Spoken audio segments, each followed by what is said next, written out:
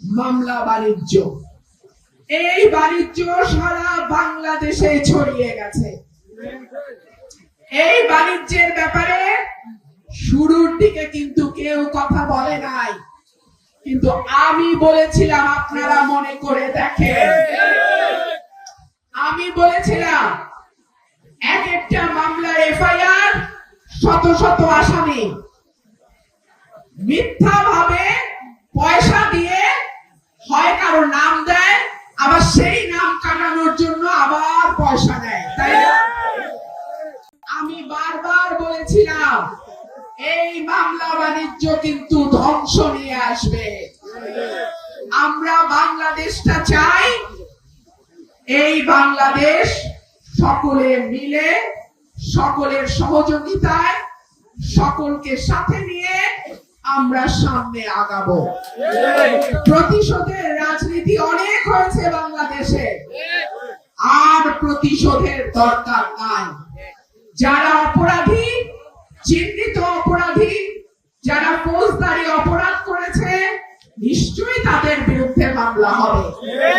কিন্তু যারা কোনো অপরাধ করে নাই, যারা কোনো ফৌজদারি অপরাধ করে নাই, কেবলমাত্র আপনার সঙ্গে তার জমির বিরোধ, ব্যবসার বিরোধ, কিংবা আপনি তার কাছ থেকে টাকা চাইছেন, টাকা পান নাই, তাই বলে তার নামটা মামলায় দিয়ে দেবেন, মিথ্যা মামলা যেটাকে আমরা বলি, এই মামলা বাণিজ্য আমি এই এলাকায় চলতে দিব না।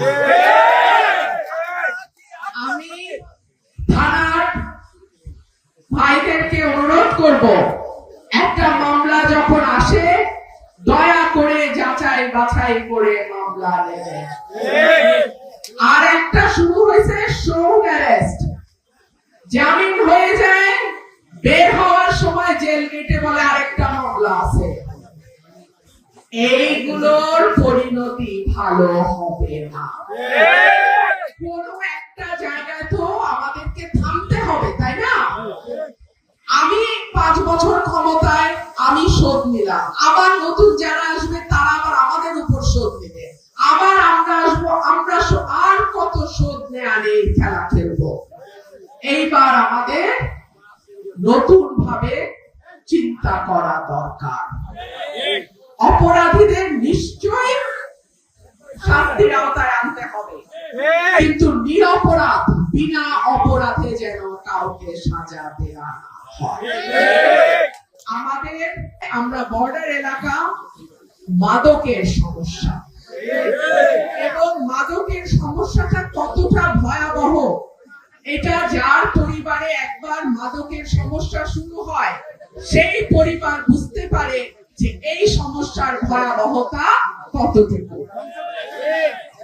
আমি আইন শৃঙ্খলা রক্ষাকারী বাহিনীর ভাইদেরকে অনুরোধ করব, কোন রকম কোন ইনফরমেশন বা তথ্য যদি আপনাদের কাছে কেউ দেয়, আপনারা তাৎক্ষণিক সেখানে যাবেন এবং মাদক সংক্রান্ত যদি কোনো অপরাধ কেউ করে থাকে, কোন রকম